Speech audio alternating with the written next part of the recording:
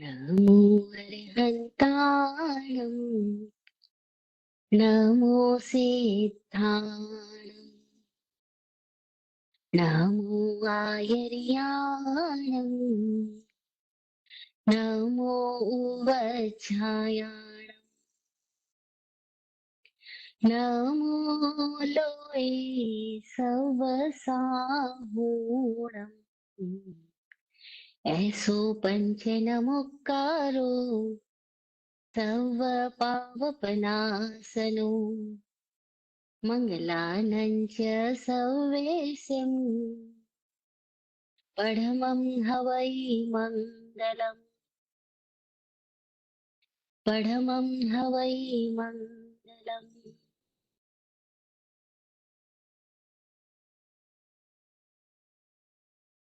तीर्थ नमो तीर्थङ्कर प्रणमो तीर्थ नमो तीर्थङ्कर प्रणमो ध्याऊं आगमनाद जी। तीर्थ नमो तीर्थङ्कर प्रणमो ध्याऊं आगमनाद जी। सतगुरु चरणों रहूं समर्पित हो निर्मूल प्रमाद जी। हो निर्मूल प्रमाद जी।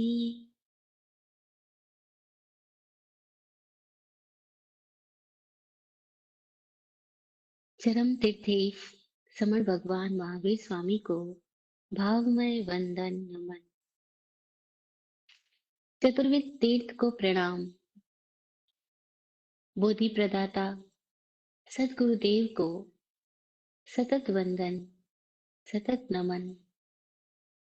उनकी अहर्निश बह रही कृपा के लिए सतत आभार आभार आभार। वाचक उमा स्वाति जी को प्रणाम, जिनकी प्रज्ञा ने हमें ये अमूल्य ग्रंथ दिया, अमूल्य सूत्र दिए,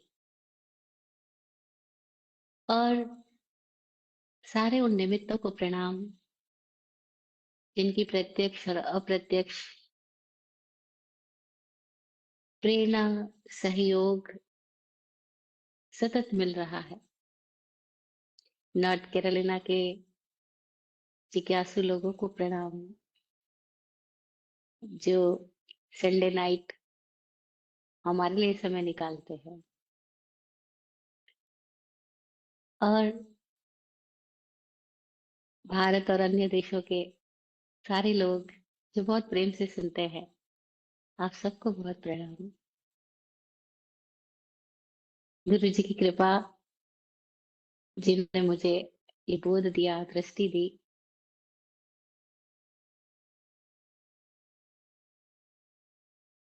कि मैं इन सूत्रों के बारे में कुछ बात कर सकूं।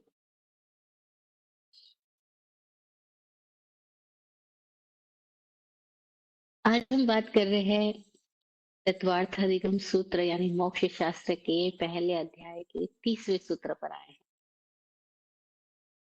30वां सूत्र बताता है केवल ज्ञान के बारे में। लास्ट सेशन में हमने बात की थी मति ज्ञान, श्रुत ज्ञान, अवधि ज्ञान और मनोपरक ज्ञान का विषय क्षेत्र क्या क्या है, वो कहाँ तक, किस हद तक जान सकते हैं, क्या उनकी क्षमता है, क्या उनकी सीमा है, ये हमने लास्ट सेशन में जाना था। क्योंकि मति श्रुत मुख्यतया सेंसरी नॉलेज है, सेंसेस बेस्ड है, तो इसीलिए उनके पास सीमाएं हैं। जहां तक सेंसेस जा सकती है वहीं तक वो जान सकते हैं। तब भी बोला सर्वद्रव्येषु असर्वपर्यायेषु मति श्रुतियों निबंध सर्वद्रव्येषु असर्वपर्यायेषु। मति और श्रुत द्रव्यों को तो जान सकते हैं, एलिमेंट्स को जान सकते हैं, जो भी फिजिकल है उसको जान और देख सकते हैं, संभावना है, क्षमता है, लेकिन उसकी सारी पर्यायों को, चेंजेबल फॉर्म्स को नहीं जान सकते, क्योंकि चेंजेबल फॉर्म्स बहुत सूक्ष्म होती है और सूक्ष्म तल पर इंद्रियां हमारी डेवलप हुई नहीं, और इंद्रियां डेवलप हो भी जाए तब भी उनकी कुछ लिमिटेशंस है कि वो सारे ही समयों में नहीं प्रवेश कर सकती है।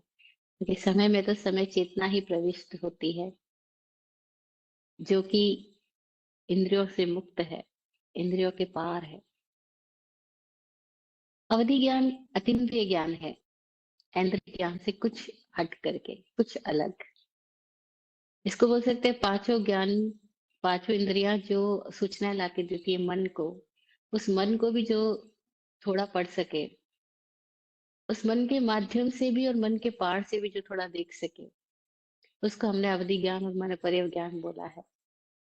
इन दोनों ज्ञानों को अ, जैन आचार्यों ने प्रत्यक्ष ज्ञान बोला, लेकिन विकल प्रत्यक्ष बोला। मतलब डायरेक्ट वो देख तो सकते हैं, लेकिन विकल रूप से, विकल यानी सकल रूप से नहीं देख सकते, टोटली नहीं देख सकते, हॉलिस्टिकली नहीं देख सकते। वो देख तो सकते हैं, लेकिन खंड खंड ही देख सकते हैं। हॉलिस्टिक नॉलेज जो है उसको केवल ज्ञान कहा है हमने। अवधि ज्ञान का विषय हमने बताया था रूपीश्ववधि, रूपी पदार्थों को जान सकता है, जो आकारमय है, जो भौतिकी है, जो कहीं ना कहीं फिजिकल है, उनको जान सकता है। जो निराकार है वो नहीं ग्रहण कर सकता, क्योंकि अवधि ज्ञान वो भी लिमिटेड है, अतीन्द्रिय है, लेकिन फिर भी मन के मार्फत ही हो रहा है कहीं ना कहीं, इसीलिए वो कंप्लीट नहीं है। मन पर्यव ज्ञान वो भी मन के मार्फत ही हो रहा है, इसी का इसका नाम ही मन पर्यव है। मन की पर्यायों को विषय कर रहा है। वो कितना जान सकता है, तो हमने जाना था तदनंत भागे मन पर्यायस्य, कि वह जो अवधि ज्ञान जानता है जिन रूपी पदार्थों को, उन रूपी पदार्थों के भी अनंतवें भाग को जान सकता है। अनंतवें भाग मतलब बहुत छोटे से हिस्से को जान सकता है। अनंतवा भाग शास्त्रीय टर्म के अंदर कही गई ये बात है। शास्त्रीय टर्म में अनंतवें भाग को समझने के लिए हमें कुछ और भाग भी समझ सकते हैं। जैसे जैन सूत्रों में जब ये बातें विस्तार से, क्योंकि जैन सूत्र जो है वो एक मैथमेटिकल लैंग्वेज में है, गणितीय भाषा के अंदर है। ये मजेदार बात है, पूरी दुनिया में इतने भिन्न भिन्न तरह के दर्शन पैदा हुए, लेकिन मुख्यतः दो दर्शन ही हैं जो गणित की भाषा में बात करते हैं, एक सांख्य दर्शन और एक जैन दर्शन। और विराट गुरु जी की बात, उनका अनुभव कहूँ तो वो कहते हैं कि सांख्य और योग दर्शन, जो भारतीय दर्शनों की छह अलग अलग विभाजन किए जाते हैं, उनमें से सांख्य और योग दर्शन दोनों ही जैन दर्शन से का किसी समय जैन दर्शन में ही संयुक्त थे। मतलब जिसको आज जैन दर्शन अलग बता दिया गया है, सांख्य दर्शन अलग बताया, योग दर्शन अलग बताया, न्याय, वैशेषिक, चार्वाक, मीमांसक, वेदांत सब अलग अलग बताया गया है। लेकिन सांख्य योग किसी समय में जैन दर्शन की ही जिसको कह सकते हैं हम श्रवण परंपरा, निर्ग्रंथ दर्शन की ही भेद रहे हैं, उन्हीं का वर्ग रहा है। जैसे आज हमारे यहाँ वर्ग है दिगंबर, श्वेतांबर। देखो कितनी सारी बातें दिगंबरों में डिफरेंट है, श्वेतांबरों में डिफरेंट है। उन सब के बावजूद मोक्ष शास्त्र को लेकर के, इस तत्वार्थाधिगम सूत्र को लेकर के दोनों में एकता है, एक मान्यता है। दोनों कहते हैं कि दोनों ही समान रूप से इस शास्त्र को रेस्पेक्ट करते हैं, अपनाते हैं, और दोनों के व्यूज समान रूप से इस शास्त्र पर है। यही कारण है कि ये शास्त्र ही ऐसा है जो कि दोनों परंपराओं में समान रूप से आदरणीय होने से जोड़ता है, दोनों परंपराओं को भी। तत्व ज्ञान को लेकर के दिगंबर श्वेतांबर में ज्यादा फर्क नहीं है, लेकिन समाचारी आचरण और भी कई शास्त्र विधि विधान को लेकर के और शास्त्रों की मान्यताओं को लेकर के बहुत बड़े अंतर है। खैर, अभी हमारा विषय अंतर को जानना नहीं है, अगर कभी होगा तो हम बात करेंगे कि क्या अंतर है, क्यों अंतर है, कैसे है। वो अभी हमारा विषय नहीं है, किसी दिन और कोई टॉपिक आएगा तो बात करेंगे।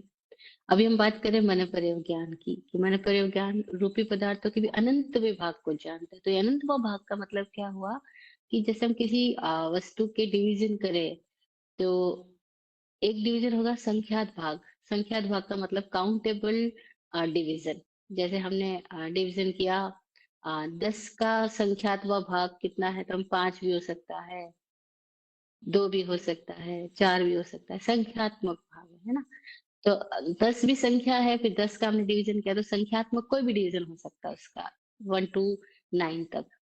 लेकिन अगर 1 to 9 तक में भी भाग अगर करना है, तो हम डिवीजन कैसे करेंगे, तो उसके अपना रूल है। जैसे हम बोलेंगे 5 दूना 10 है ना, 5 into 2, 5 into 2 = 10। तो ऐसे हम करेंगे 2 इंटू 5 10 या और ऐसे कुछ डिवीजन बना सकते हैं अपन। लेकिन जब असंख्यात विभाग की बात करेंगे, तो संख्यात विभाग से असंख्यात विभाग और भी सूक्ष्म हो गया, और भी छोटा हो गया। अब उसको समझना का थोड़ा मुश्किल होएगा। असंख्यात विभाग यानी इसका एकदम छोटा हिस्सा, लेकिन अनंत विभाग यानी एकदम ही छोटा हिस्सा, माइन्यूट से माइन्यूट। अनंत विभाग मतलब वो भाग भी है, लेकिन इतना इनफाइनाइट है कि हम उसको समझ नहीं सकते। वो काउंटेबल नहीं है, मतलब काउंटेबल नहीं है, उसको हम अनंतवा बोल रहे हैं। काउंटेबल नहीं, उसको असंख्यातवा बोल रहे हैं। और जो काउंटेबल भी नहीं है और पकड़ में भी नहीं आ सकता है, उसको हम अनंतवा बोल रहे हैं। तो अनंत विभाग जितना ही मैंने प्रयोज्ञान विषय कर सकता है किसी भी तरह के रूपी पदार्थ के बारे में, क्योंकि रूपी पदार्थ तो बहुत सारे हैं, आकृतिमय पदार्थ बहुत सारे हैं, लेकिन उनमें वे पदार्थ जो आकृतिमय होने के बावजूद मन के रूप में परिणत हो रहे हैं, मन के विचारों के रूप में जा रहे हैं, क्योंकि मन भी एक पौद्गलिक संस्थान है। मन भी एक फिजिकल प्रॉपर्टी है। मन बियॉन्ड फिजिक नहीं है, मन भी फिजिकल प्रॉपर्टी है।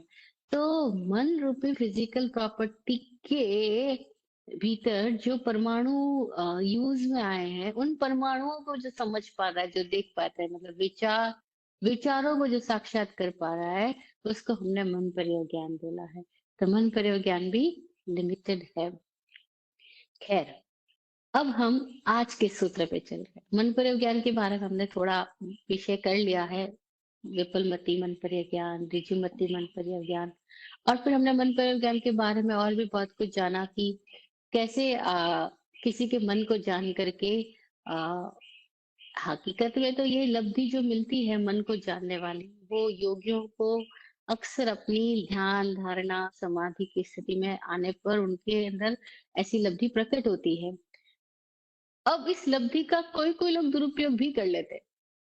बड़ी विचित्र बात क्या है इस मन पर ज्ञान की, लब्धि जो मिलती है, इस लब्धि को पा करके कोई लोग दूसरे के मन को पढ़ने, फिर उनके बारे में अपनी राय देने, फिर प्रदर्शन में चले जाते हैं।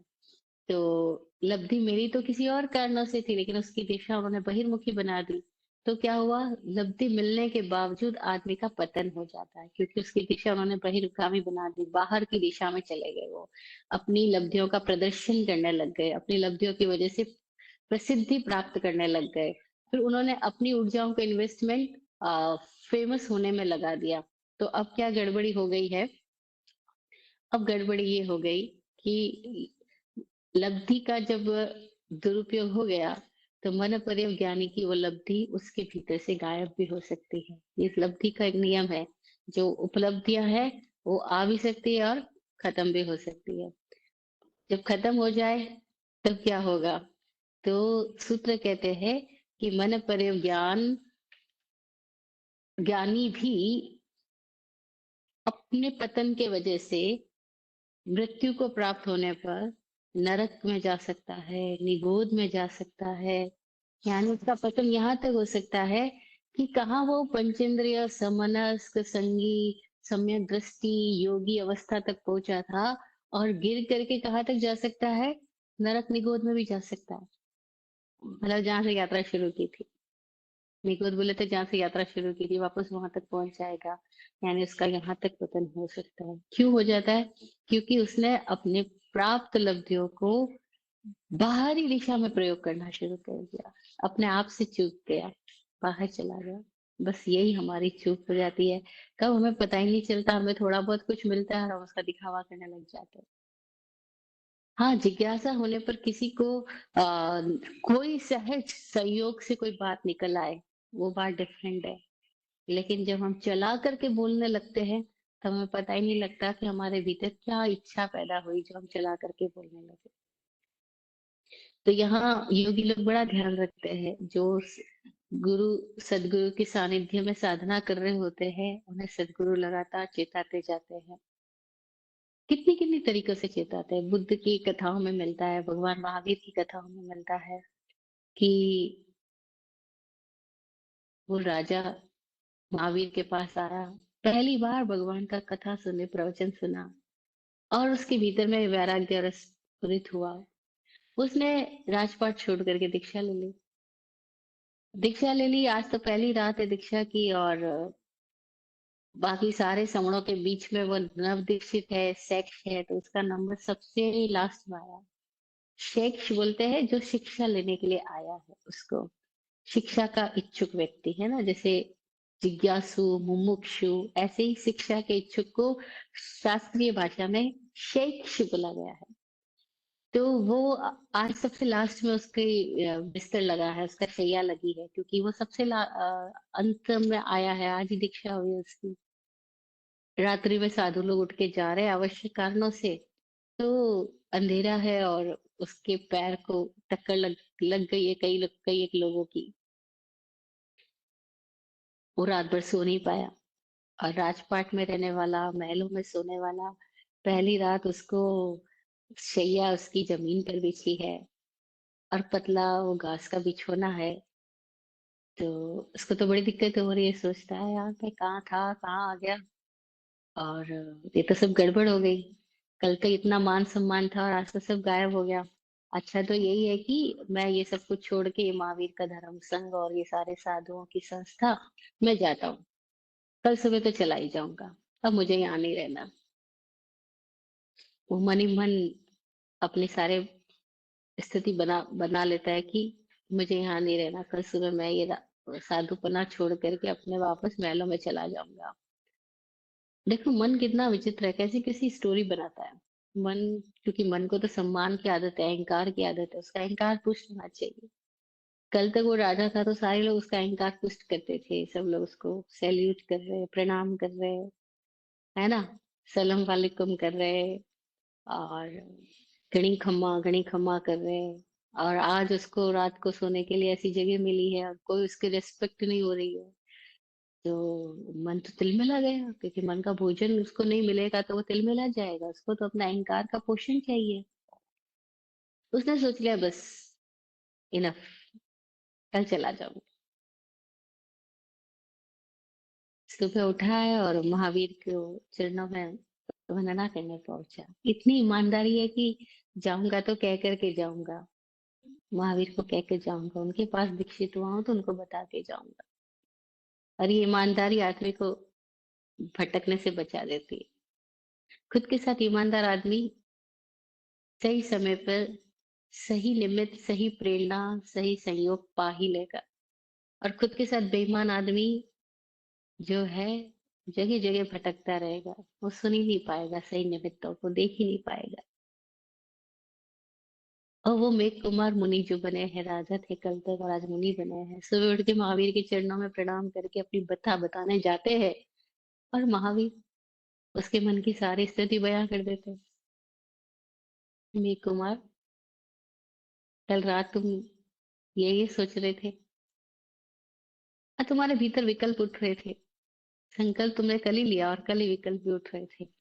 मन का काम ही ऐसा है। लेकिन तुम देखो, तुम क्या हो, तुम हो क्या, पहचानो अपने आप को, जानो तुम क्या हो। उसने सवाल नहीं किया कैसे जानो।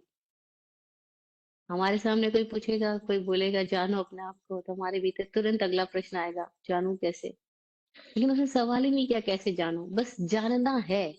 ये बात गहराई से उसके भीतर पैदा हो गई, और बस वो आग बंद करके, जैसे ही उसने अपने भीतर कुछ झुका, कुछ रिक्त स्थान पैदा हुआ, और महावीर की चेतना से निकल रही उन रश्मियों ने उसको छू लिया, उन दिव्य रश्मियों ने उसको छू लिया, और उसके भीतर कोई और ही दृश्य पैदा होने लग गए। और वो अपने ही आपके अनेक रूपों को देख पा रहा है। और वो सारी फिल्म उसके सामने जब चालू हुई तो उसको पता लगा, ओह मैं क्या था और क्या हूँ। और भगवान बाहर से बोलते जा रहे हैं, मेघ कुमार तुझ में इतना धैर्य था, तुझ में इतनी सहनशीलता रही है, तूने पूरे जंगल में जब आग लग गई थी तो जानवरों को बचाने के लिए क्या तक नहीं किया। और तेरे पैर के नीचे आकर के खरगोश मर ना जाए इसके लिए तूने अपना पैर उठाए रखा। अभी हम भी जरा कल्पना करें, दो पैर के हम प्राणी, अगर एक पैर उठा करके एक पैर पे खड़ा होना हो तो हम कितनी देर खड़ी रह सकते हैं। और वो मेघ कुमार अपने पिछले भाव में जब हाथी के रूप में था, तो इतना मोटा शरीर और 4 पैर के बीच में वो 1 पैर उसने खड़ा रखा है, क्योंकि पैर नीचे रखेगा तो उस जगह पर खरगोश आके बैठ चुका है, और सारे प्राणी जंगल के उस एक ही जगह पर इसलिए इकट्ठे हुए क्योंकि पूरे जंगल में आग लग रही है, वो एक जगह है जो सुरक्षित है। तो उसकी करुणा इतनी गहरी थी कि उस करुणा ने उस हाथी की भाव स्थिति को इतना बदल डाला कि वो मर के देव हुआ, और देव रूप से मनुष्य रूप हुआ, और मनुष्य रूप में राजा के रूप में हुआ, राजा के रूप में उसको सत्संग मिला और महावीर के पास पहुंची। वो एक अवस्था ने उसकी सारी व्यवस्थाएं बदल डाली। तो महावीर उसको याद दिला रहे हैं, तू क्या था, तू क्या है। तो जो जाति स्मरण ज्ञान हुआ, उस ज्ञान ने उसकी मनोदशा बदल डाली। अब वो नहीं रहा जो कुछ क्षणों पहले था। अब उसने अपने भीतर कुछ और भी जाना, और बदल गया मेघ कुमार।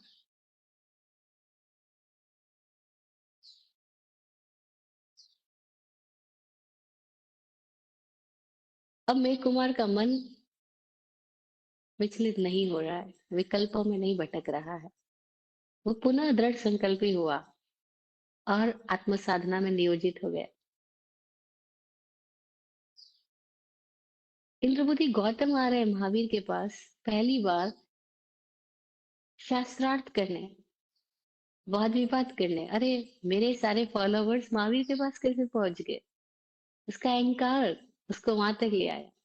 लेकिन महावीर ने उसके मन की बात बोल दी, और जैसे ही महावीर ने उसके मन की बात कह दी, जो उसने दबा रखी थी, छुपा रखी थी, जो उसके सिवा किसी को नहीं पता थी, महावीर ने वो बात बोल दी।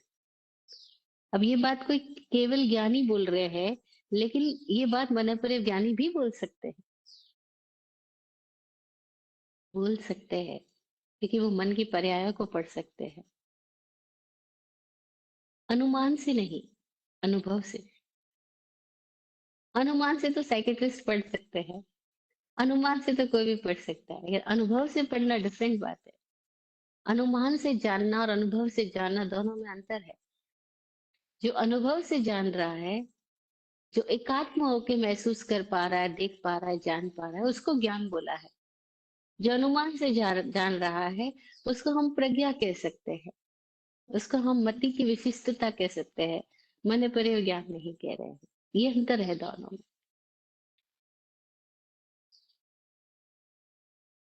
तो वो मन की बात जैसे ही महावीर ने बोली, और इंद्रपति गौतम, देखो, कहीं अपने आप के साथ ईमानदार रहे, कहीं खुद के साथ सच्चे रहे, खुद के साथ सरल रहे खुद में, और जागरूक भी रहे हैं, स्पष्ट भी रहे हैं। और यही सद्गुण थे कि वो महावीर की बात को सुनते ही तुरंत चेत गए। अरे, और उनके भीतर की गहरी जिज्ञासा तो रही है, वो कहीं अपनी उस शंका युक्त पीड़ा से बाहर आना चाहते होंगे। तभी तो महावीर ने जैसे ये कहा कि तेरे भीतर तो ये है गौतम, तू जगत भर को ज्ञान बांट रहा है, लेकिन तेरे अपने भीतर तो शंका संदेह पड़ा है कि तू है भी या नहीं है, आत्मा का अस्तित्व है भी या नहीं है, तुम हो क्या, ये तुम नहीं जानते, तुम हो क्या। बाकी सबको जान लिया लेकिन खुद को नहीं जाना। बस, वह जो इंद्र भूति थे, इंद्रियों से अनुभूति प्राप्त करके जीने वाले गौतम थे, अब वो इंद्र भूति नहीं रहे। अब वो अतीन्द्रिय अनुभूति में पहुंच गए। और ये एक ही बार में चमत्कृत घटना हो गई कि वो इंद्र भूति अतीन्द्रिय अनुभूति में पहुंच गया है, और बदल गया, रूपांतरित हो गया, समर्पित हो गया, लौटा भी नहीं, वही महावीर के पास ही ठहर गया। और कितना बड़ा उनका फॉलोइंग वर्ग, इंद्रभूति गौतम को मानने वाले उस समय सैकड़ों लोग, और महावीर को जानने वाले भी कोई नहीं। और इंद्रभूति गौतम महावीर के चरणों में समर्पित हो गया है। घटना कितनी बदली है, देखो जरा, सब कुछ ही बदल गया। उस महावीर को तो उस समय तो कोई जानते नहीं थे, क्योंकि वो तो राजकुमार के रूप में थे, किसी समय निकल गए तो मौन में चले गए, बोले नहीं कभी। अरे, दुनिया तो बोलने वालों को थोड़ा बहुत पहचान लेती है, मौन वालों को संबंध ही नहीं बनता। अगर वो वाक़ई मौनी हो तो। लेकिन मौन का बहाना करके इशारों में बातें कर रहा है तो दुनिया भर से संपर्क स्थापित कर ही रहा है। कितना अद्भुत हुआ! तो उसके मन की बात पढ़ ली गई, इससे इंद्रमूर्ति गौतम तिर गए। तो मन पर यह ज्ञान कहीं तिराने का कारण भी बन जाता है और कहीं सामने वाला अगर सजग नहीं है, सावधान नहीं है, तो वो अपनी लब्धि का प्रयोग करके खुद ही खुद का पतन कराएगा, डूब जाएगा, डुबाने वाला हो जाएगा। और अक्सर ऐसा होता रहा है। कितने लोग पतंजलि योग की भाषा में बोले तो सविकल्प समाधि तक पहुंच करके भी वापस लौट जाते हैं। लब्धि संपन्न होते हैं, उनको विभूतियां मिल जाती है। जैसे गौतम के लिए बोला जाता है, इंद्रवती गौतम के लिए अष्ट सिद्धि नवनिधि के मालिक। ऐसे ही समझो कितने लोग होते हैं जिनको कोई छोटी मोटी सिद्धियां मिल जाती है और फिर वो उन सिद्धियों से अपना प्रभुत्व जमाने में लग जाते हैं। बड़े बड़े साम्राज्य स्थापित कर देते हैं, लेकिन ये साम्राज्य क्या, माचिस की तीली का ढेर कैसे खड़ा हो जाए वैसे ही होते हैं। जरा सा झोंका आता है, सब खत्म हो जाता है। ऐसे अनेकों लोग हम आज भी देख रहे हैं, इंडिया में भी है, बाहर भी है। किसी के मन की बात पढ़ के बताना, किसी के साथ ये हो गया वो हो गया, ऐसी स्थितियां बता करके वो अपने चारों ओर लोगों का सैलाब इकट्ठा करते हैं। लेकिन उनको पता नहीं है कि ये जनता अपने कारणों से, अपने मतलब से आती है और जैसे ही मतलब पूरा हुआ या मतलब चूक गया, गायब हो जाएगी। और वे जनबल को अपना बल समझ रहे हैं, जबकि जनबल अपना बल नहीं, धन बल अपना बल नहीं, यश बल नाम बल अपना बल नहीं, पद बल भी अपना बल नहीं। जरा सा पद हट जाए, देखो क्या स्थिति होती है राजनेताओं की। जब उनका नाम आना बंद हो जाता है टीवी में, अखबारों में, बस वे मरीज हो जाते हैं और जल्दी प्रयाण कर जाते हैं। कोई थोड़े लोग हैं जो जागरूक है, जो पहचान बनाने में नहीं, खुद को जानने में लगे हैं। हाँ, जो खुद को जानने में उनको ये लब्धि भी मिलती है, तो उस लब्धि का प्रयोग वो अपने नेक्स्ट लेवल की जर्नी के लिए करते हैं।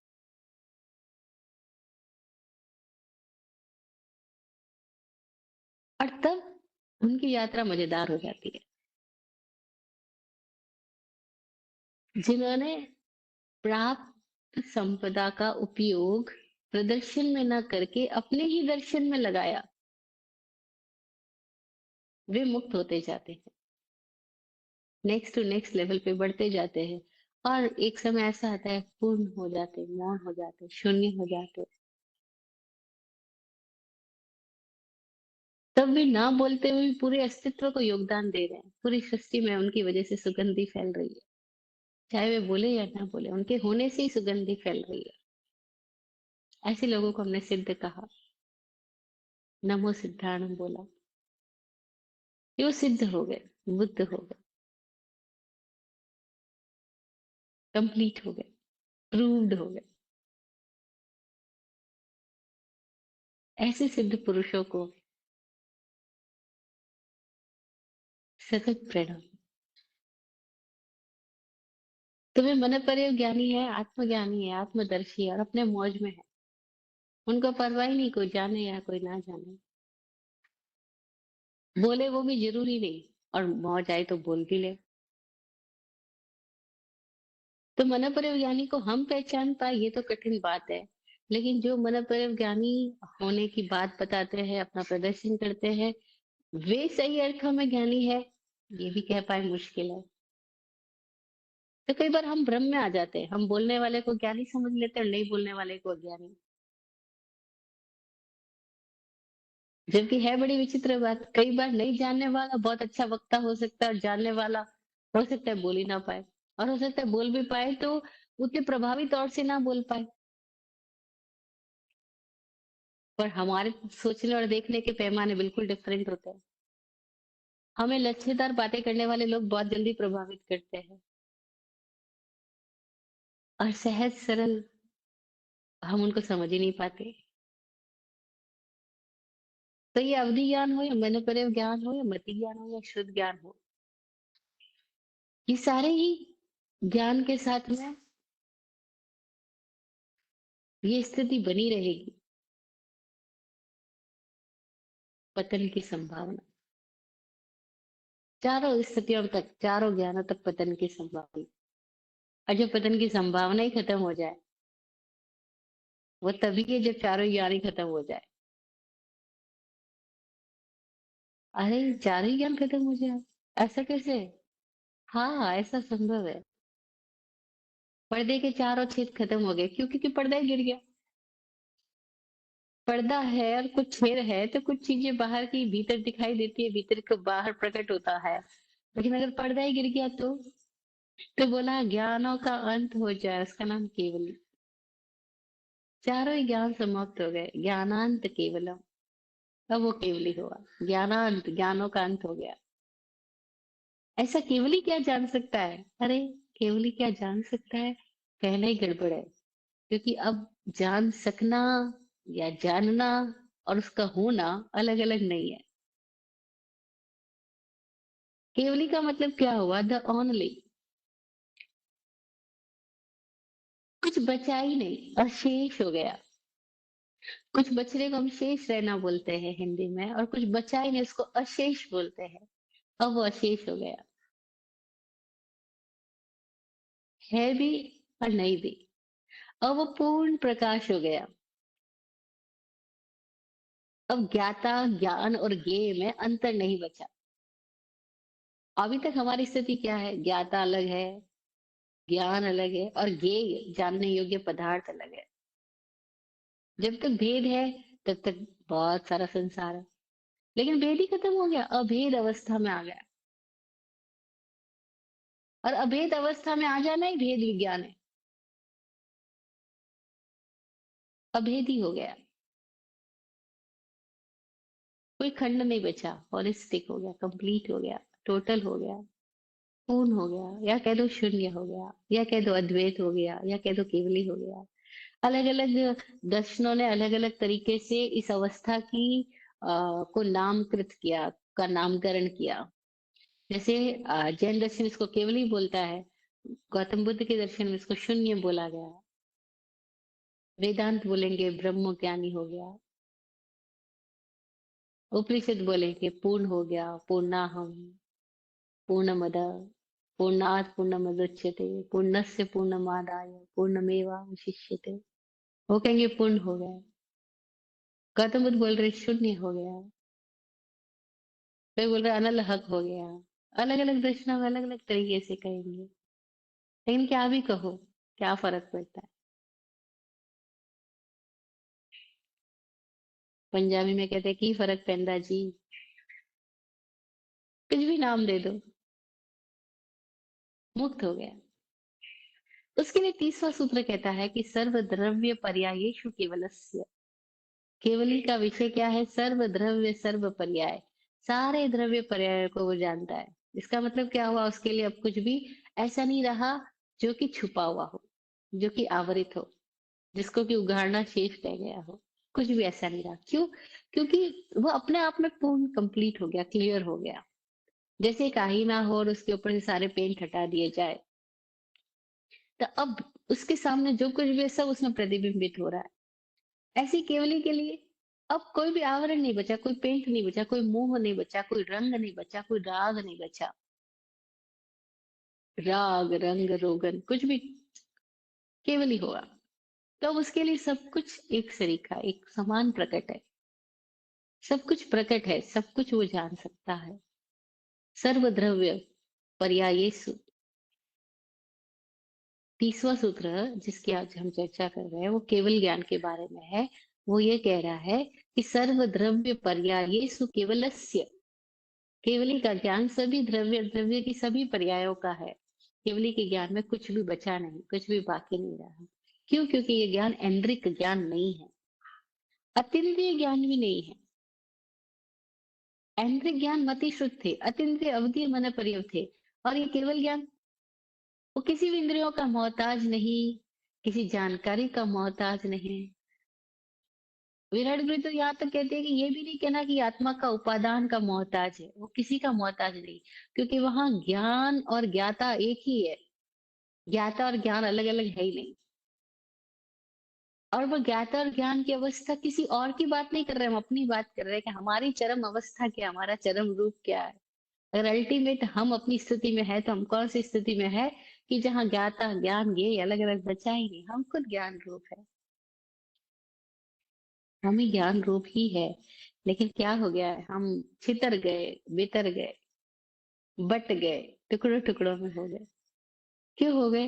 क्योंकि कुछ जान लिया हमने, उसका मोह हमारे अंदर बन गया, जानकारियों का मोह बन गया, तो जो जाना जा रहा है उससे हम चूक जाते हैं।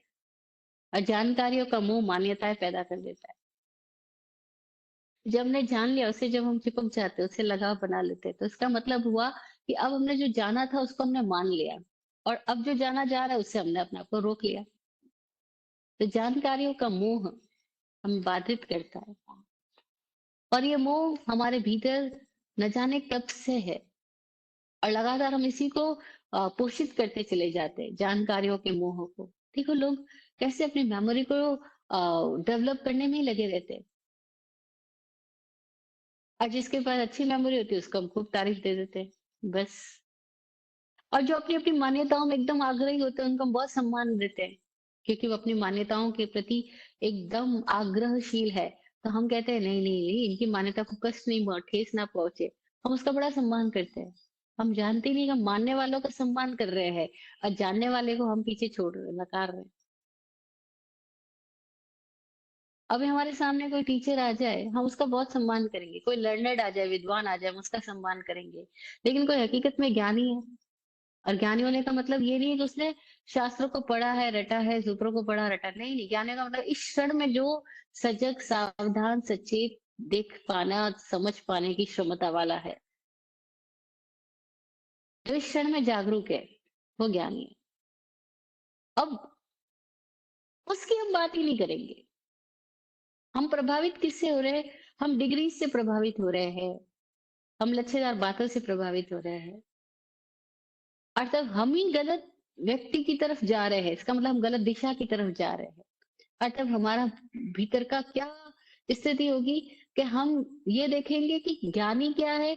हम उस हम क्योंकि हम उस ज्ञानी की अवस्था को तो समझ ही नहीं पा रहे, और वो शब्दों में जरूरी नहीं है बताए, और बताए तो भी उसके शब्द जरूरी नहीं इफेक्टिव हो, और इफेक्टिव हो तब भी जरूरी नहीं है कि हम ग्रहण करें, क्योंकि हमारी अपनी मान्यताओं का मोह हमारे पास है। हम चुप जाएंगे, और ऐसे हम चुपते ही चले जाते, कभी समझ ही नहीं पाते। कितने लोग पहले मेरे पास आते थे, बोलते थे हमने फलां महाराज का प्रवचन सुना है, फलां आचार्य का सुना है, फलां संत का सुना, हजारों की सभा में हम वहां आगे बैठे थे, ये था वो था। अच्छा, मैंने कहा तो इतनी सब बातें होकर के हुआ क्या आपके जीवन में? आपके जीवन में क्या मजा हुआ? बोलते नहीं नहीं, मैं ये बता रहा हूँ, मैं बहुत विशिष्ट आदमी हूँ, क्योंकि मैंने इत्तों का सुना है। अरे भी इत्तों का सुन के हुआ क्या? जीवन में मौज आई क्या, मुक्ति आई क्या, मजा आया क्या, समाधान हो गया क्या सारी स्थितियों में? अभी भी गुस्सा वही खड़ा है, इंकार वही खड़ा है, झगड़ा वही खड़ा है। जरा कोई आपको छेड़ दे, आपकी मान्यता को छेड़ दे, आपके माने हुए किसी महाराज जी के बारे में एक वर्ड बोल दे, आप तो आग बबूला हो जाते हो। तो फिर आपका सुन के क्या किया? अनेकांत दृष्टि भी नहीं पैदा हुई, कह रहे वो बोल रहा है, बोलने तो वो अपनी दृष्टि से बोल रहा है, मैं अपनी दृष्टि से देख रहा हूँ। अनेकांत दृष्टि भी नहीं पैदा हुई, उदारता भी नहीं पैदा हुई, किसी के भिन्न विचार को चुपचाप सुन लेने की उदारता और सहजता भी पैदा नहीं हुई। तो फिर सुन सुन करके अहंकार ही तो भरा हमने, और क्या किया है? ऐसे ही हम चलते रहते, और इसी कारण से हम अपने ही केवली रूप से वंचित रहते हैं। केवली रूप कहीं बाहर थोड़ी है, हमारे ही भीतर है। सर्वद्रव्य पर्यायेषु केवलस्य, हम और अस्तित्व जुदा जुदा नहीं, हम एक ही है। केवली होना यानी पूरे अस्तित्व के साथ एकाकार हो गए, अब वहां दो बचा ही नहीं। एकात्म हो गया, एक ही आया हो गया। एक ही आया यानी एक ही आत्मा, एक आत्मा हो गया, वहां भेद ही नहीं बचा। इसलिए केवली बोला कि कोई भेद नहीं है। लेकिन है क्या ऐसी स्थिति? नहीं, नहीं, अभी ऐसी स्थिति, अभी तो हमारी केवली वाली स्थिति, लगातार भेद ही भेद है हमारे अंदर। भेद, विभेद, प्रभेद, न जाने कितनी तरह के खंड-खंड टुकड़ों में हम बँटे हुए हैं और हम उसके प्रति जागरूक नहीं हैं। और जागरूक हो जाए तो फिर कोई अंतर नहीं रहेगा। इसलिए इसको केवल ज्ञान बोला कि जहाँ कोई भेद नहीं बचा। ज्ञाता, ज्ञान, ज्ञेय, कोई अवस्था का भेद नहीं। क्यों भेद नहीं है? वो अपने भीतर अखंड हो गया। अब बस यही हमारी चरम उपलब्धि है, होनी है, जिसके लिए हम यहाँ हैं। लोग पूछते हैं हम यहाँ आई क्यों? क्यों पैदा हो गए? क्या कारण है?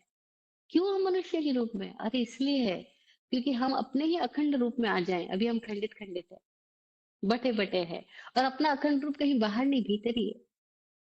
भीतर से अखंड हो जाए, इसके लिए हम यहाँ पर। यही एक कारण है। कैसे हम खुद को जान लें,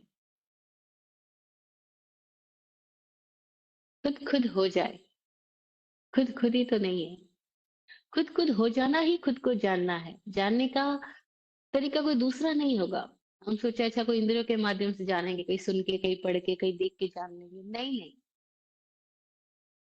शरीर को जानना है तो हम आईना के सामने खड़े हो जाते हैं और खुद को जानना है तो खुद को ही आईना बनाना होगा।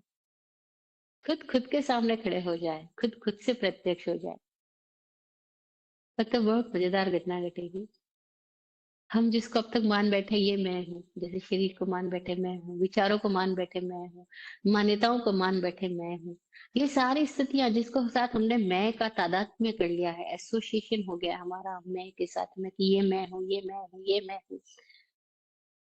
तो इतना मजेदार होगा कि वो मैं हूँ क्या? क्या हाथ ना रह जाए तो मैं नहीं रहूँगा? तब भी रहता हूँ। पैर ना रह जाए तब भी रहूँगा। और इसका मतलब क्या हुआ कि ये हाथ मैं नहीं, पैर मैं नहीं। हाँ, कोई लोग इस दिशा से गए। तो उन्होंने कहा नीति, नीति, नीति, नीति, ये मैं नहीं, यह मैं नहीं, यह मैं नहीं, यह मैं नहीं। जो कुछ मैं दिख रहा हूँ मैं नहीं हूँ, क्योंकि वो विचार जो कल तक मैं कर रहा था आज है नहीं मेरे पास, तो चेंज हो गया है। तो वो भी मैं नहीं हूँ। तो मैं क्या हूँ? वो नीति, नीति करते-करते कई एक ऐसी स्थिति में आ गए, जब बोले ये सब मैं नहीं हूँ। निर्वाण अष्टकम में बोलते हैं,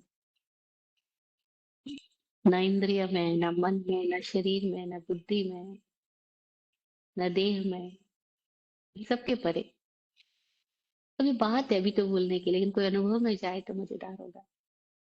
और अनुभव में जाए तो उसे समझ में आता है फिर धीरे-धीरे कि जिसके साथ मैंने इतना एसोसिएशन बना रखा है वो ही नहीं। और जो मैं नहीं हूँ तो मेरा मैं कैसे हो सकता है? भाई मेरा पति, मेरी पत्नी, मेरा परिवार, मेरा संघ, मेरा समुदाय, मेरा शास्त्र, मेरा ग्रंथ, मेरी दुनिया, मेरा ये, मेरी पहचान, मेरा नाम, जो मैं नहीं हूँ जिसको मैं ये शरीर बोल रहा हूँ, मन बोल रहा हूँ, बुद्धि बोल रहा हूँ, तो मुझसे पैदा हुई ये सारी या मुझसे कनेक्टेड ये सारी चीजें मैं कैसे हो सकता हूँ? तो मैं क्या हूँ? अरे!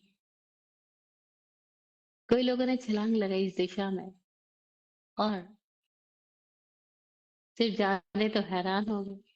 जैसे कबीर बोले, हैरत हैरत हे सखी रहा कबीर हैराई। अरे बूंद समानी समुद्र में सोकर हैरत जाए। अरे बड़ी हैरानी हो रही है, मैं कहाँ छोटा सा अपने आप को व्यक्ति मान रहा था बूंद, लेकिन मैं तो समुद्र में समा गया तो पता लगा अरे पूरा अस्तित्व ही मैं हूँ। और फिर एक दिन ऐसी भीतर ऐसी दशा पैदा हुई उनकी कि वो झूमते हुए बोले, हैरत हैरत हे सखी रहा कबीर हैराई, समुद्र समाना बूंद में सोकत हैरत जाए। और इस समुद्र ही बूंद में समा गया। सर्व द्रव्येषु सर्व पर्यायेषु, सारे द्रव्य सारे पर्याय, यानी पूरा अस्तित्व ही मुझ में समा गया। और तो कितनी मजेदार बात उनके भीतर से निकली, बोलते खाओ पीऊं सो सेवा, उठूं बैठूं सो परिक्रमा। वो बोला जो मैं खा रहा हूँ पी रहा हूँ परमात्मा को खिला रहा हूँ वही सेवा है। और जो मैं उठ रहा हूँ बैठ रहा हूँ वही परमात्मा की परिक्रमा है, क्योंकि परमात्मा कोई मुझसे भिन्न थोड़ी है। वो कहते हैं पूरा अस्तित्व मुझ में, समुद्र बूंद में समा गया। कितनी हैरानी की, पहले बोले थे बूंद समुद्र में समा गई तो हैरानी, अब समुद्र ही बूंद में समा गया। कितनी हैरानी वाली बात है। हाँ, योग की भाषा में बोलते हैं निर्विकल्प समाधि तक आ गए और फिर कोई विकल्प ही नहीं बचा। तो केवल ही हो गया। कबीर बोल रहे हैं कुछ बचा ही नहीं, समुद्र ही बूंद में आ गया, पूरा अस्तित्व मुझ में ही और मैं उसी में हूँ। बुद्ध को जब हुआ कुछ, तो लोग पहुंचे, क्या मिला? बोले कुछ मिला नहीं, जो था वो खो गया। ये जो मिला वो तो पहले से ही था ही, वो मुझसे भिन्न कभी था ही नहीं। वो मिला नहीं, वो तो पहले से था ही, जाना नहीं था। स्वामी जी को लोगों ने पूछा, अभी कुछ दिन पहले एक फोन आया एक साधक का गुजरात से, स्वामी जी को पूछते, स्वामी जी आपको ये ये मौज कैसे मिली, कहाँ मिली? स्वामी जी हंसते गए बहुत देर तक, फिर बोले, ये तो थी ही पहले से, मुझे नहीं पता था। तो कहाँ से कहाँ मिलेगी, ये तो पहले से ही मौजूद ही है, मुझे पता नहीं था। तो बोले कैसे मिल जाए? स्वामी जी बोले, कैसे मिल जाए सवाल ही नहीं है, फिर भी रुकना तो सीखो। बोला अच्छा, मतलब स्थिर हो जाऊं? स्वामी जी बोले, स्थिर तो आपको पता ही नहीं स्थिर होना क्या होता है, लेकिन रुकना तो सीखो। स्थिर तो शब्द की भाषा में पता है हमको, अनुभव में तो हमें स्थिर जैसा कुछ पता ही नहीं है। हाँ, लेकिन रुकना तो सीखो। घड़ी भर कोई कोई रुक जाए, उसको मैं सामायिक बोला। दो घड़ी कोई ठहर जाओ, दो घड़ी कोई स्टॉप हो जाओ। हाँ, वो 48 मिनट की जो सामायिक है, वो 48 मिनट कंप्लीट हो जाए कि व्यक्ति ठहर ही जाए, तो बोलते हैं बस हो गया केवल ज्ञान। और वो केवल होने की स्थिति में आया, क्योंकि वो 48 मिनट के लिए ठहर गया, रुक गया। इसलिए सामायिक की साधना महावीर भगवान ने दी थी केवली होने के लिए। इस समय में प्रवेश कर जाओ, समय आत्मा बोला, आत्मा में आ जाओ, कि उस समय में फिर ना भूत है ना भविष्य है, तो क्या है? केवल। जहाँ ना भूत है ना भविष्य है, उसको केवल बोला। अभी हम जो स्थिति में, वहां भूत है भविष्य है, और हमें पता ही नहीं केवल क्या है, समय क्या है हमें पता ही नहीं। हमें भूत पता है, भविष्य पता है, हमारे दिमाग में जो लगातार चल रहा है वो क्या चल रहा है? क्या तो पास्ट की मेमोरीज चल रही है, या फ्यूचर के बारे में थिंकिंग चल रही है, थॉट्स चल रहे हैं, इमेजिनेशन चल रही है? तो हमें केवल नहीं पता। केवल होने का मतलब क्या हुआ? द ओनली, खुद में स्टॉप। और स्टॉप होते ही क्या जाना, जो है ही, कहीं गया नहीं, कहीं खोया नहीं, कहीं से पाना नहीं है उसको। और जीवन में सब कुछ पाना ही थोड़ी होता है। 2 दिन पहले एक फ्रेंड बोल रहे थे, अरे भाई जीवन में सब कुछ पाना ही नहीं होता है, स्क्रू पेचकस और भी कई चीजें होती है, खाली पाना ही थोड़ी होता है।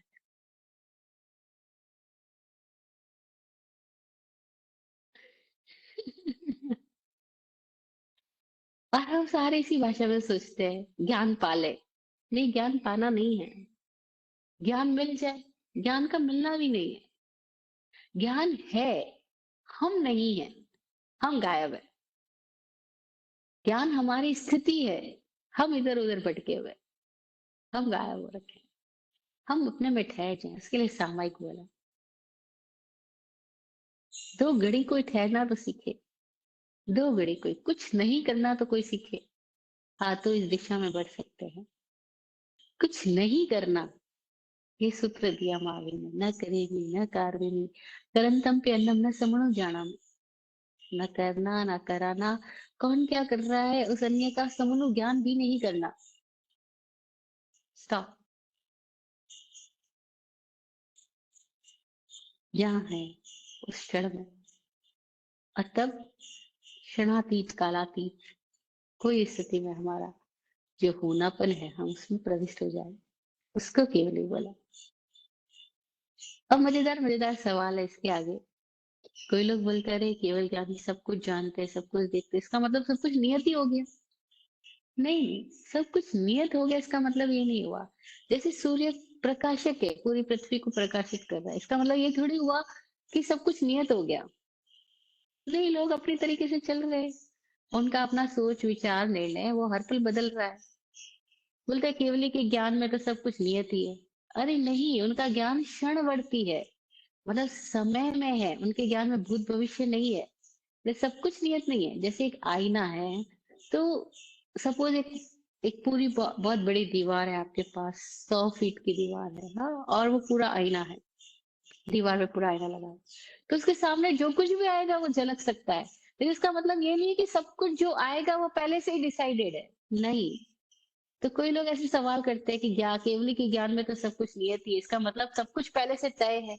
अरे नहीं बाबा, केवली के ज्ञान में नियत नहीं, केवली के ज्ञान का मतलब ये हुआ कि उनका होना ऐसा है कि जो कुछ भी हो रहा है वो उन्हीं में हो रहा है। जैसे कोई पूरा अस्तित्व एक समुद्र हो, तो जो कुछ हो रहा है वो उस अस्तित्व में ही हो रहा है। लेकिन इसका मतलब ये नहीं है कि हम विभाजित करके देखेंगे या हम विभाजित करके जानेंगे या हम विभाजित करके कहेंगे कि ये होना है, ऐसा ऐसा होना है। तो कहते शास्त्र में तो ऐसा लिखा हुआ है। अरे भैया, शास्त्र जिसने लिखे वो केवल ही नहीं थे, और जो केवल ही थे उन्होंने कोई शास्त्र लिखे नहीं। बड़ी मजेदार बात है। किसी केवली ने शास्त्र नहीं लिखे हैं, और शास्त्र जिसने लिखे वो केवली नहीं है। और हम शास्त्रों से केवली को समझने की कोशिश कर रहे हैं, जो कि समझा ही नहीं जा सकता। और हम अपनी ऐन्द्रिक समझ से उस इंद्रियों के पार वाले को समझने की कोशिश करें या जानने की कोशिश करें, वो भी पॉसिबल नहीं है। तो हम जो भी बोल रहे हैं वो खाली इसलिए है कि कहीं हमें एक इशारा, संकेत, एक प्रेरणा पैदा हो जाए कि हाँ, मेरे भीतर ही वो स्थिति है और मैं उसमें पहुंच सकता हूँ। और उसको उसको उगाड़ने के लिए कुछ करना नहीं है, करने से ठहरना है। कुछ पाने की सोच में नहीं जाना है, बस जो है उसके प्रति जागरूक होना है। बस उस इशारे के लिए सारी बात की जा रही है। पर कोई समझे नहीं, नहीं सब कुछ नियतिवाद है। जैन धर्म में भी नियतिवाद है, क्योंकि क्या कहते हैं, केवली को सब कुछ पता है। अरे भाई, केवली को पता है ऐसा है ही नहीं। केवली का मतलब है कि बस वह अब प्रकाशक है, प्रकाश रूप है। मतलब वह एक ऐसी स्थिति है जहाँ कोई आवरण नहीं है, कोई बाधा नहीं है, कोई भेद नहीं है, कोई विभेद नहीं है। ना मति है, ना श्रुति है, ना अवधि है, ना मन पर्यव है। तो वहां इंद्रियों की कोई जरूरत ही नहीं है। एक ऐसी स्थिति का नाम केवल है। और वो स्थिति हम सबकी वास्तविक दशा है। और उस वास्तविक दशा को कैसे हम अपनी ही दशा में कैसे आ जाए, उसके लिए ये जीवन है। इस केवली को कोई प्रेम भी कह सकता है, क्योंकि वो एकात्म दशा है, अस्तित्व की दशा है। तो जीसस इसको लव बोलते हैं, लव इज गॉड बोलते हैं। और इस तरीके से देखो तो love is goal and life is journey. Kevali love, प्रेम, एकात्म दशा या पूरा अस्तित्वमय सहमय हो जाना, समय हो जाना, सहमय हो जाना, वो हमारा गोल कह दो। और जो लाइफ है उसके लिए वो जर्नी है, ऐसा कह दो। तो ये क्लैरिटी आ जाएगी, मैं यहाँ हूँ किसके लिए। और फिर मैं अगर उस स्थिति में नहीं आया हूँ, तो मैं अपने आप में बेचैन हूँ। जब तक मैं अपने वास्तविक दशा में नहीं पहुंचता हूँ, तब तक मैं बेचैन हूँ, और मैं अपनी वास्तविक दशा में पहुंच सकता हूँ। कोई रोकता नहीं है। हमारी मान्यताएं हमको रोक देती है। और ऐसी मान्यताएं जो हमको बचपन से धर्म शास्त्रों के मार्फत सारे स्थानकों, मंदिरों में पढ़ा दी गई, रटा दी गई, सिखा दी गई। कभी केवल ज्ञान हो नहीं सकता, पांचवारा है, मोक्ष नहीं हो सकता। ये इतनी झूठी गलत बातें हमको प्रचारित कर दी गई, और उसी प्रचार में हम अब तक बहते चले आ रहे हैं। लेकिन ऐसा कभी भी संभव नहीं है कि हम अपने से जुदा हमें कोई और थोड़ी रोक रहा है। हम ही खुद के बाधक है, हम ही खुद के साधक है। ना काल मोक्ष को या केवल ज्ञान को रोक सकता है, ना कोई क्षेत्र रोक सकता है, ना कोई व्यक्ति रोक सकता है, ना कोई शास्त्र रोक सकता है। हम अपने से रुके हुए हैं, हम अपने ही कारणों से, क्योंकि हमने गलत मान्यताएं अपने भीतर इतनी इकट्ठी कर ली है, और उन मान्यताओं के चश्मों का इतना मोह पैदा हो गया है कि हम उन चश्मों को छोड़ के देखना ही नहीं चाहते।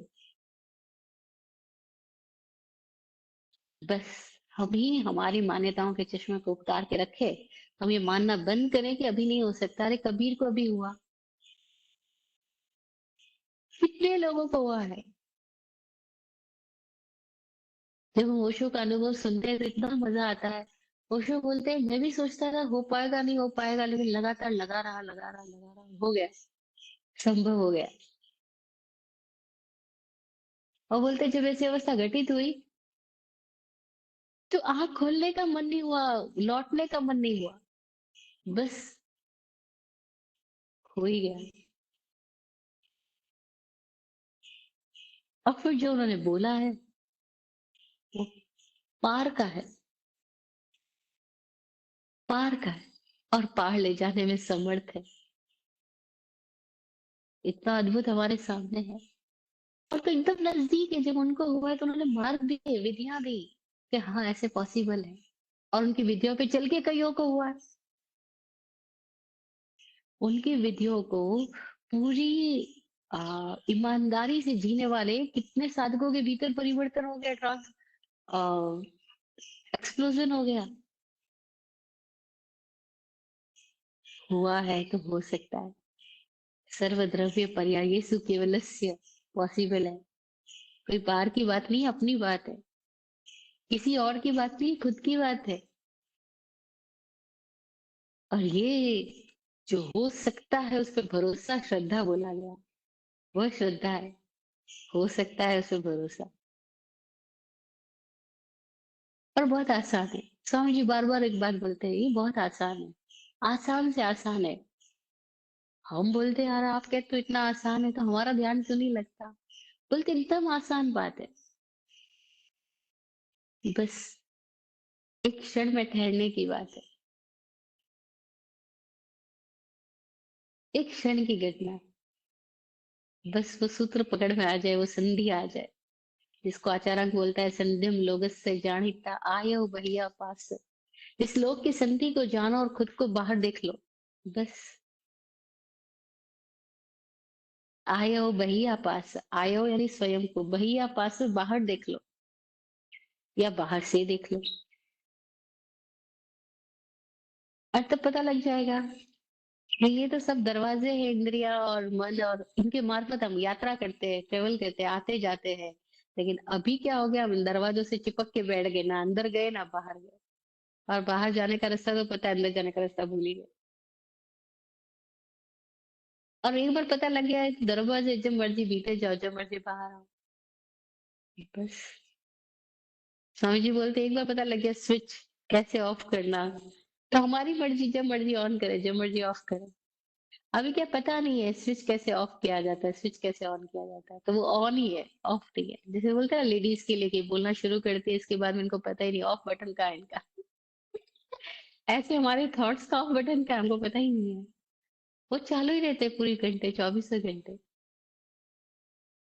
और थॉट से हम जानने की कोशिश करते हैं, तो वो कहाँ तक जाना चाहेगा। बोलते सागर को चम्मच से जानने की कोशिश करो, ऐसे हम बुद्धि से केवल ज्ञान को समझने की कोशिश करने वाली बात है। समझा ही नहीं जा सकता। मैं जो बोल रही हूँ वो भी बेकार है, क्योंकि मैं केवल ज्ञान को नहीं बोल रही हूँ, अपनी स्थिति से हम केवल ज्ञानी हो सकते हैं, इतनी बात बोल रही हूँ। क्योंकि वो हमारा होना है, हमसे जुदा नहीं है। बाकी केवल ज्ञान को नहीं बताया जा सकता, क्योंकि वो तो विचित्र है, मौलिक है, अभंग है, अखंड है। वो क्या है नहीं पता, कुछ है जो हमारी बुद्धि तो नहीं पहचान सकती। सर्वद्रव्य पर्यायेषु केवलस्य। आज की बात को यही विराम देते हैं। फिर कोई प्रश्न है तो वो प्रश्नों के लिए समय रखते हैं। मैं विराट गुरु जी की दुआ आशीर्वचन पढ़ के आज का ये सेशन पूरा करती हूँ। आप फूलो फलो, हो जिंदगी मखमल मुलायम।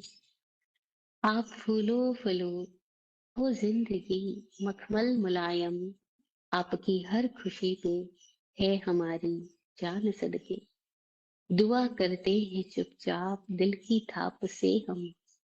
दुआ करते हैं चुपचाप दिल की थाप से हम। रहे जाते नवाजे हर घड़ी अरमान सबके। अमन और चैन से गुजरे आपका वक्त सारा। अमन और चैन से गुजरे आपका वक्त सारा। रुख पे खिलती रहे यूं रूह की मुस्कान खुल के। रुख पे खिलती रहे यूं रूह की मुस्कान खुल के। जय हो, जय हो, जय हो। सबका कल्याण हो।